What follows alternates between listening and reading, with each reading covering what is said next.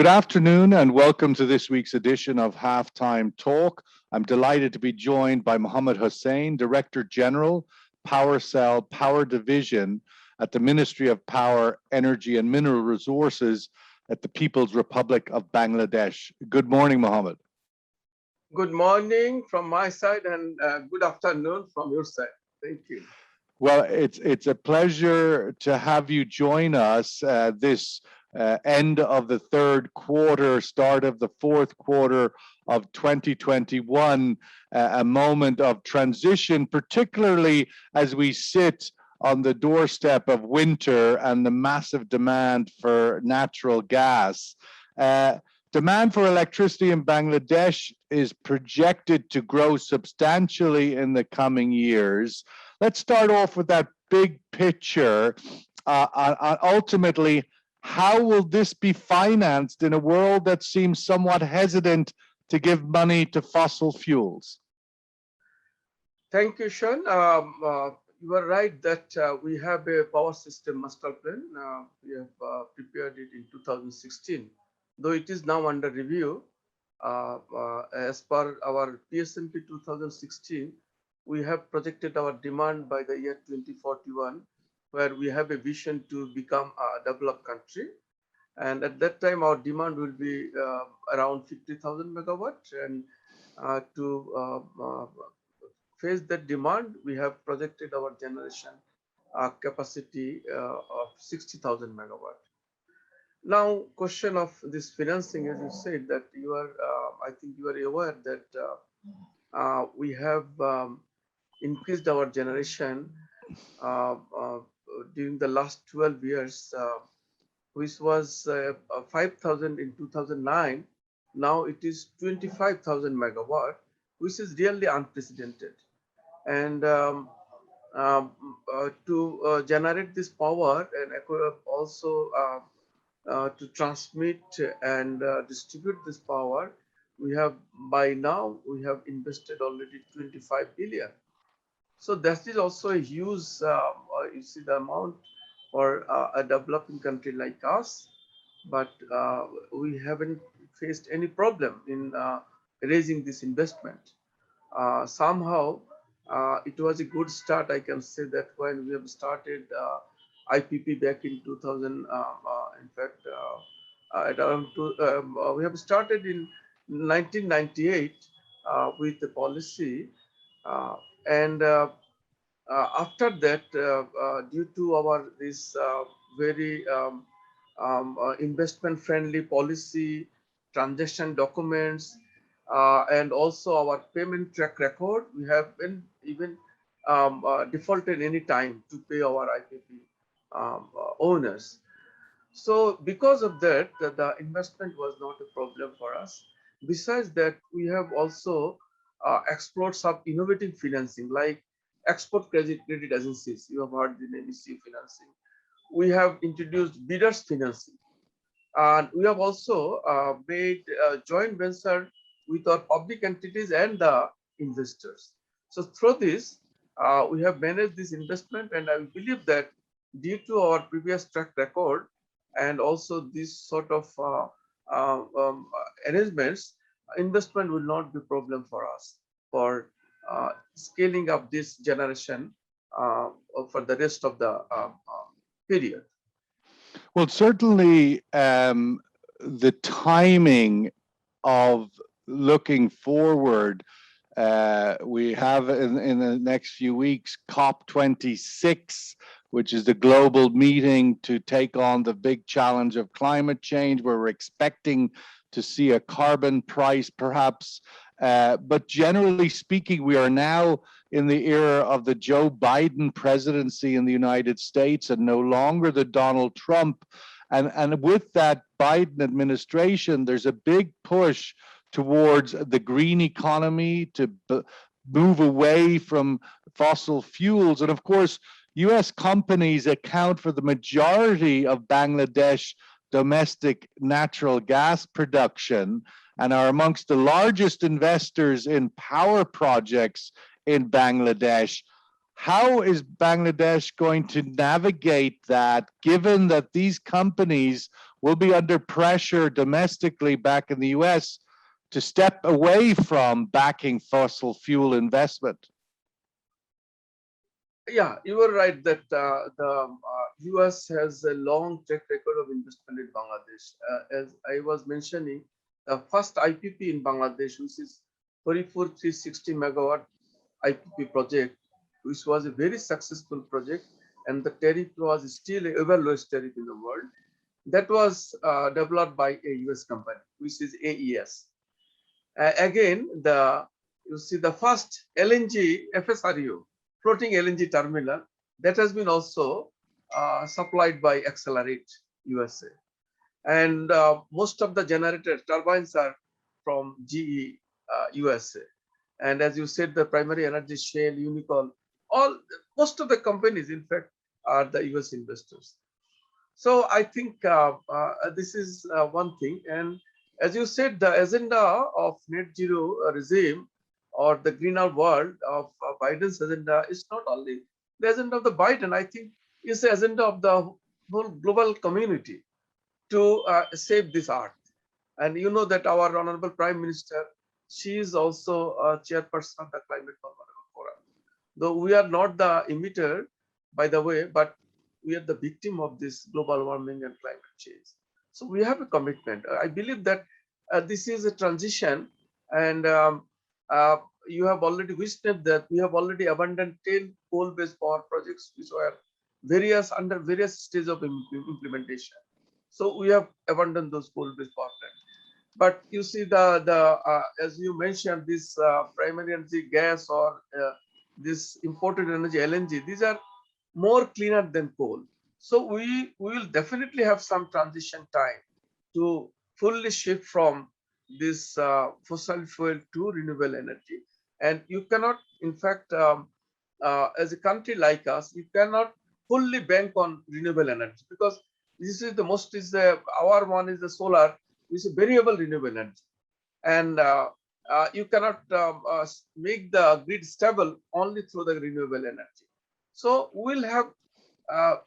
Well, it's a bit like India. I mean, India, which is your very large neighbor, obviously Bangladesh, about 180 million people, so a huge market, a huge demand for energy. India, 1.34 billion people. India has said they want every type of energy. They need every type of energy. Are you in the same camp? Does Bangladesh basically need every type of energy? They're not. Yeah, you see, it's not the option. It's the compulsion. As I said, that we cannot depend on only renewable energy, and our only potential is solar, which is a variable renewable energy. Even if storage is available, we cannot make this renewable energy for the whole. If we consider our grid stability and other energy security issues, so we'll require fossil fuel, but definitely we'll opt for the more greener options like you see LNG, as our domestic gas is depleting rapidly. So you are very right that we will have to depend on fossil fuel, all sorts of energy. When you look at the current situation in Asia, in the world, Mohammad, we are looking at a very precarious moment ahead of winter with LNG gas prices at record levels. We're seeing dramatic impacts even in the United Kingdom, one of the G7 economies, where there's sort of long queues at petrol stations. The situation at the moment with Asia's record gas prices, it clearly underlines the need to make the markets more resilient. What do you think are the critical and immediate next steps needed to be achieved in Bangladesh and the wider region? I mean, most notably, you're still depending on floating regasification units in Bangladesh. You do not have an onshore regasification facility. These are all contributing to a sort of uncertain market and contributing, one might say, to the spike in prices. Yeah, yeah, exactly. You see, we are at present, we are facing severe difficulties to have our energy pricing, which can be predicted by our investors, exporters. As you know, that we have started back in 2018, mostly started from 18, and at that time there was the LNG prices was very competitive. Now, is due to this rapid hike of this LNG price, it is really a big challenges for us to maintain the price, where investors always they have an appeal that they should have uh, predicted their product pricing costing. So if we can give them a stable price for the next 5 years, they can also predict their production cost. Somehow now, due to this rapid hike of these LNG prices, even to tell you frankly, we have to even abandon some of our planned LNG import. And now we are planning, as you said, that FSRU, besides FSRU, we should have a land-based LNG terminal where there are some at least storage capacity. And also, we are adjusting in our purchase portfolio, like long-term contract and also the spot pricing, so that at least we can blending this cost for the future and also present. And in that way, we are trying. But I think these LNG supplier countries, they have some sort of responsibilities to sustain this LNG market. Otherwise, if the importers don't feel comfortable, they will then divert to other options. Yeah, So but I think, did you not miss the opportunity and other big LNG importers in Asia in recent years when the price was so low that not to invest in the hard infrastructure was that was a missed opportunity, really? yeah, you are very right. In fact, we have been trying to have our land-based LNG terminal for the last few years. Unfortunately, due to you can say the processing hazard, we couldn't complete it. So definitely we have missed the train. I think if we could have a land-based LNG terminal by now, we could offset this the hike and also this turbulence in the LNG market. And no storage, gas storage across Asia practically, except maybe some in China. Yeah, exactly. Yeah. What do you expect will be? I mean, we saw in January last year some very serious impact from the elevated LNG price. What is your expectation in the winter ahead? We're hearing even in Europe, the developed economies of Europe have warnings of a very stark winter ahead. What's your outlook for the immediate impact in the coming months for Bangladesh and Asia with gas prices at these levels? You see, in that case, we have some sort of, you can say, comfortable situation, because during winter, the demand for energy reduces in our country, because we have hardly any, you see, heating load. But cooling load is our main, you see, the demand. So during winter, the cooling load will not be required, and there is no heating load virtually. So our basically our demand drastically reduces. While in summer, the demand for electricity goes up to 14,000 megawatt, but during winter, that peak demand goes down to even 10,000 megawatt.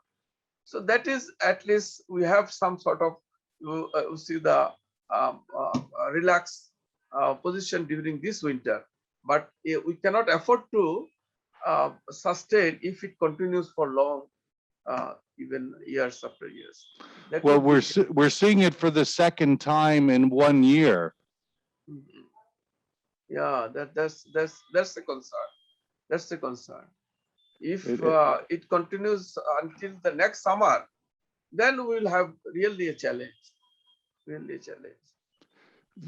the ability of Bangladesh, as we talked a little earlier, to secure the financing that it needs for energy investment. We saw recently that Moody's Investors Service gave BRAC Bank, one of Bangladesh's biggest private banks, a BA3 rating. A relatively positive achievement and changed the outlook from negative to stable for BRAC Bank. How important is that sort of standard of rating for Bangladesh? Yeah, definitely. It's a very good news. You see, BRAC Bank is a mediocre bank in Bangladesh. Even to my opinion, there are more credible banks are available in Bangladesh. So if Moody, or institution like Moody's, if they rank the bank like BRAC be a free, it's a good news. I think for other banks it will be more, and where the credibility of these financial institutions will further uh, give confidence to the investors so that they can also invest in Bangladesh. Well, it's certainly a bank that's willing to be open its books and be much more transparent, perhaps, than others in the market. And that's obviously a critical piece in order for foreign investors to have a clear and open view of what they're lending their money into. Do you think where Bangladesh has needs to make further progress in that area of transparency for FDI to really reach the levels it needs?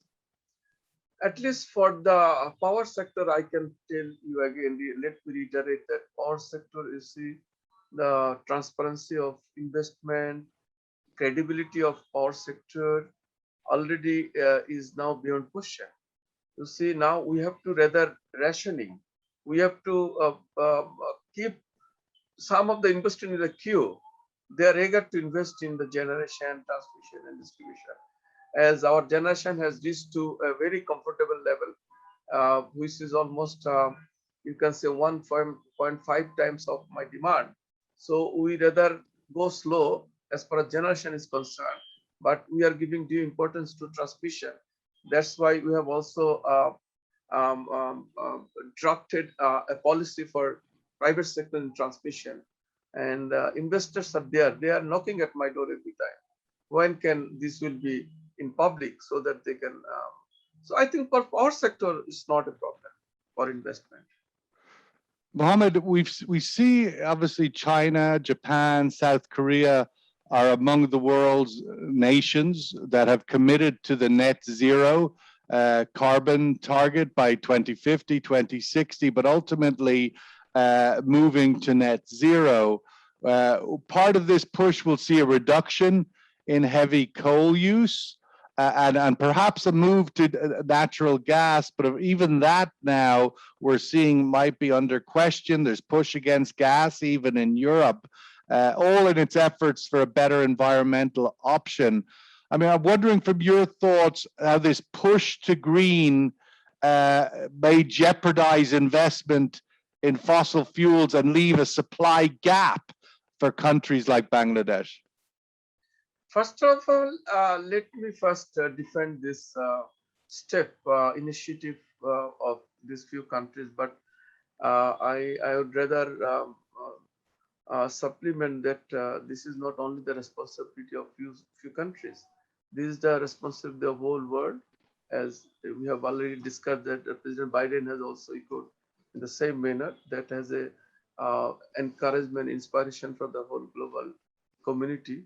So this is a must to pave the way to net zero world. So in order to do that, definitely we have to take some initiatives, measures, like we have already taken, as I have mentioned, that we have abandoned coal-based power plants, and we are passing a transition from coal to LNG, particularly LNG. So I think we have to adjust somehow rather. I don't think it as a threat. Rather, it's a demand of the time. We have to afford it, and we have to make ourselves prepared to move to that regime, because this is a must. At times, we never thought of a shortage of gas in our country, but we have faced the severe shortage. Then we have moved to coal. Now, as the world has already decided to back out from coal, we have uh, gone with the world. And I think LNG is our next step. As I said, that renewable definitely is the emerging one. We are trying our best to scale up renewables, particularly solar, but it is not the single solution. We have to It's have, as I already made the rationale, that we have to have both fossil fuel and renewables. What do you think would be a successful outcome of COP26 for Bangladesh and for all emerging economies in Asia? What would COP26 success look like to you? You see, COP26 is very important for Bangladesh, as our Honorable Prime Minister, she will also be joining, not only as the Prime Minister of Bangladesh, also as the chairperson of Climate Vulnerable Forum. And I was saying that we are the severely victim nation due to this global warming, climate change, and there are a lot Rising water levels are a big exactly the threat to water level Bangladesh. and people's resettlement issues. You see the crop diversification, lot of salinities, lot of issues are there. So I think we will be always looking for a good result from COP26, and I believe that it is always very much favorable for us if something is coming out from COP26. Do you think a carbon price is necessary? Would that, if it doesn't happen, would that be a failure? Yeah, it was at a time there was you see the carbon trade was there, CDM, you know that Yeah. but market has gone down, and that has adverse impact. I think it should be somehow be in the market, and we have to work together to have a reasonable carbon market, carbon pricing, so that everybody will be inspired to utilize their efficiency measures, carbon emission reductions, and others. Just to wrap up, Mohammed, one of the big challenges for COP26 and for the world in general is the growing sort of tensions between China and the United States. Of course, you're sitting in Bangladesh on the border, a neighbor of China, the biggest energy importer in the world, now the second largest economy, and clearly a dominant actor on the global stage. How does Bangladesh and other countries like yours, do you think, navigate this sort of emerging Cold War, really, like we had in the 20th century, except it's not the Soviet Union and the US, it's now China and the US. And of course, Bangladesh are very allied with the West, with America, and now China on your doorstep. How does that play out? What do you think the consequences of that are? You see, we have a very unique foreign policy given by our father of the nation, Bangladesh Sheikh Mujibur, that friendship to all, enmity to none. And we have been maintaining it. Our Honorable Prime Minister, who is the able daughter of our father of the nation, she is maintaining it. That is why you see, we have investment here from US, which is still the biggest investor, as I said, particularly in the power sector. We have investment from China, we have investment from Japan, we have investment Russia, we have investment India. So I think this so-called Cold War will not have any impact on our foreign policy, our business. Yeah, but if America backs away from investing in fossil fuels in the emerging economies, financing for fossil fuels from Wall Street is becoming more difficult. You'll be forced to turn to China more, like many other countries have been forced to turn to China for financing. No, I think you see, even China has also declared that they will not go for any coal uh, investment, in fact. So, but again, the US has not declared that they will no more invest in gas or LNG. So, I think this will continue. This will continue for another 20, 30 years. You can only confine to coal.